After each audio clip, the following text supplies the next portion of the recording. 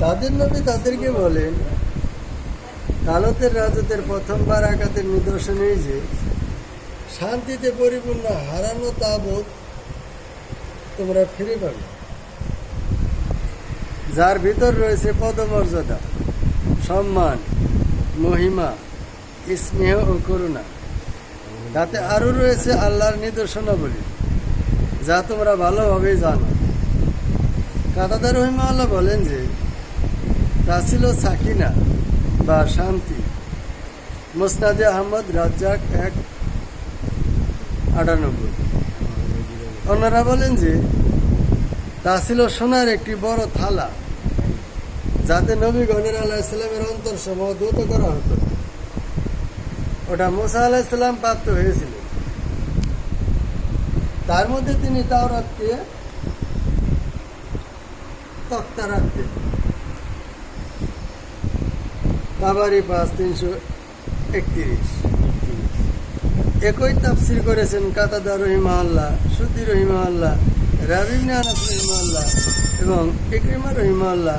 আব্দুর রাজ্জাক রহিমাহুল্লাহ বলেন যে তিনি সুফিয়ান সৌরি রহিমাহুল্লাহ এবং মুসা ও হারুনের অনুচরদের পরিত্যক্ত মঙ্গল বিশেষ।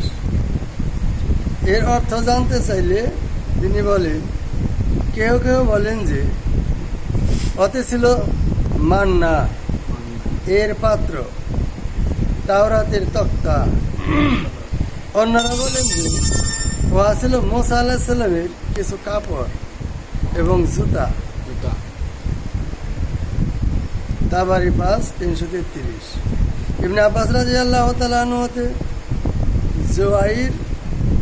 জুরাইজ রহিমাহুল্লাহ বলেন, মালাইকা আকাশ ও পৃথিবীর মধ্যে স্থল দিয়ে ওই তাবুতকে উঠিয়ে জনগণের সামনে নিয়ে আসে এবং তালত বাদশার সামনে রেখে দেন।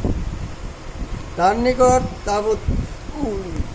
তাবুতকে দেখে লোকদের নবী আলাইহিস সালামের নবুয়ত ও তালুতের রাজত্বের উপর পূর্ণ বিশ্বাস হয়। তাবারি 5335। এরপর নবী সাল্লাল্লাহু আলাইহি সাল্লাম তাদেরকে বলেন, আমার নবুয়ত ও তালুতের রাজত্বের এটাও একটি প্রমাণ। তোমরা আল্লাহ তাআলার উপর, পরকালের উপর এবং তালুতের উপর বিশ্বাস স্থাপন করো। সুবহানাকা আল্লাহুম্মা ওয়া বিহামদিকা, আশহাদু আল্লা ইলাহা ইল্লা আনতা।